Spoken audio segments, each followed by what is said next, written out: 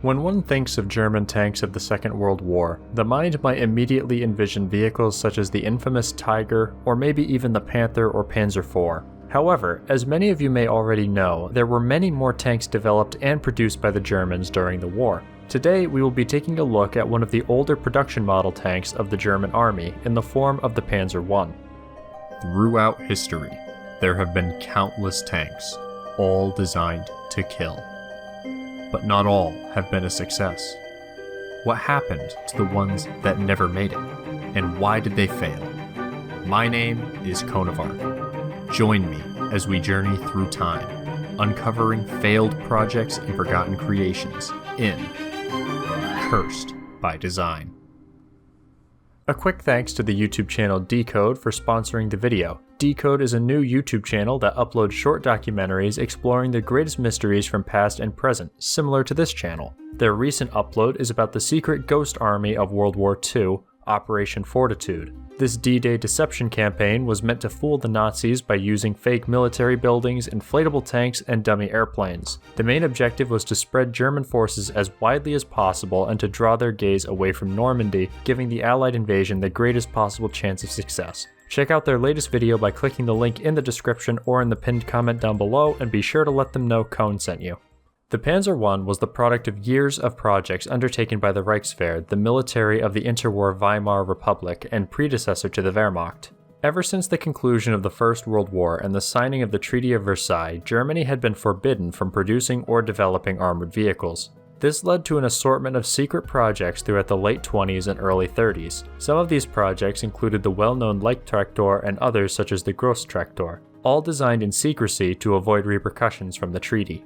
These tanks were not very advanced, but were relatively impressive designs for a nation that had been forbidden from development for nearly 10 years. From 1928 to the early 1930s, these tanks provided necessary training for commanders and soldiers that would eventually make up the German Panzer Corps. The clandestine nature around German tank development came to an end as the German government swiftly changed from the Weimar Republic to Hitler's Nazi Germany. With the change in government, the policy on Germany's military also changed in the direction of rearmament.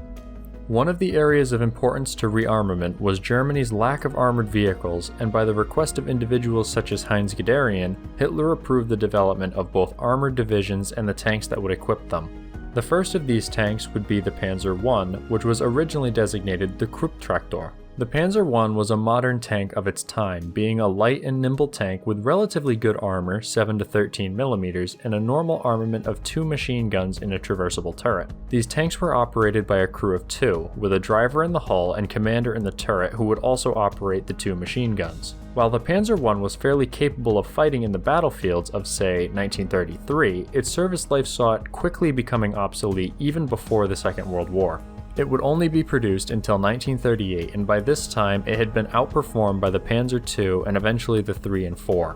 Nevertheless, the Panzer I had been involved in the Spanish Civil War and the invasions of Poland and France, where it showed both its capabilities and its weaknesses. One of these weaknesses was the armor, which was dangerously thin for the operations of the Wehrmacht in the war. A light tank with a maximum of 13 mm of armor and only 2 crew members was no longer suitable, which led to the Panzer I's being given different roles and also being upgunned and modified into tank destroyers. However, one unique modification of the Panzer I was the Auspherong F, which radically changed the entire design of the tank.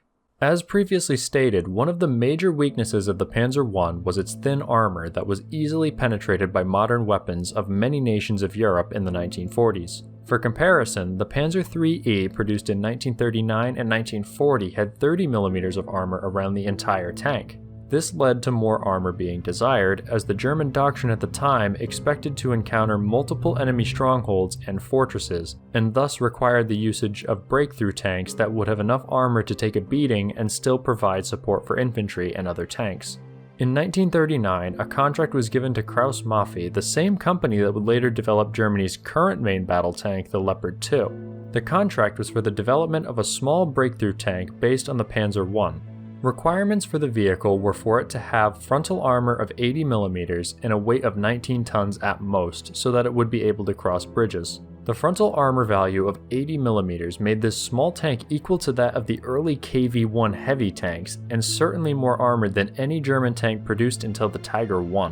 The tank was to be armed similarly to the Panzer I, with a turret housing 2 MG34 machine guns side by side. It was given the designation VK-1801, the standard designation for prototype tanks at the time, the VK standing for Volketten or fully tracked.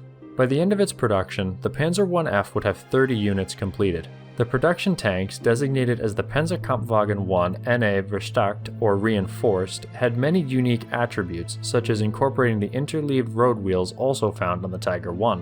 The usage of this suspension helped to give the tank a better ground pressure and off-road capability, as well as saving on the usage of rubber. The layout and design of its armor was also very similar to the Tiger I, and while it retained many hatches from the original Panzer I design, they were scaled down significantly. Another interesting addition was the inclusion of 5 periscopes for the tank's commander, which gave a nearly 360-degree view of the outside.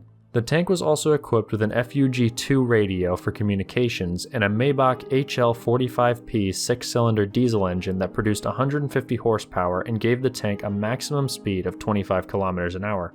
In 1942, the Panzer I F and the very similar Panzer IIJ were assigned to the 66th Special Purpose Battalion for the planned invasion of Malta under Operation Hercules.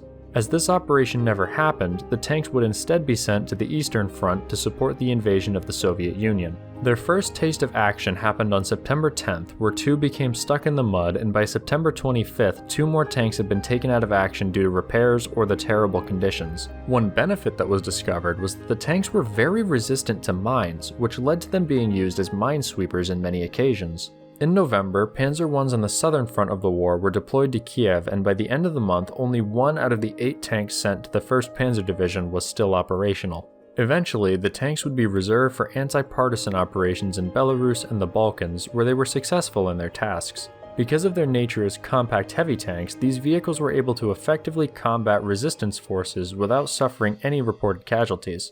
Of course, once Soviet forces pushed further into German territory near the end of the war, these tanks were once again forced to face vehicles in which they had no hope of competing against with their 2 machine guns. By the end of the war, 3 tanks were captured by the Soviets, 2 still exist, with one being displayed at the Kubinka Tank Museum and the other one in Belgrade, Serbia. While the Panzer I F was designed as a formidable tank to take on enemy fortifications with its heavy armor, these baby Tigers significantly failed at their designed purpose in their first deployments on the Eastern Front.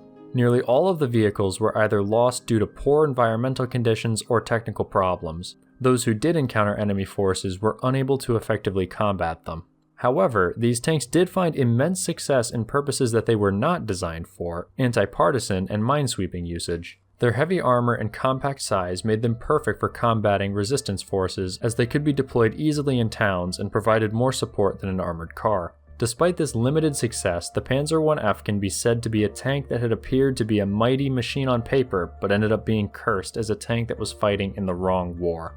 If you enjoyed this video, be sure to subscribe and turn on notifications so you don't miss my video that will be released this Friday. With the help of the American Heritage Museum, I was able to record an exclusive interview about their current restoration of a Panzer I, which will be on display very soon.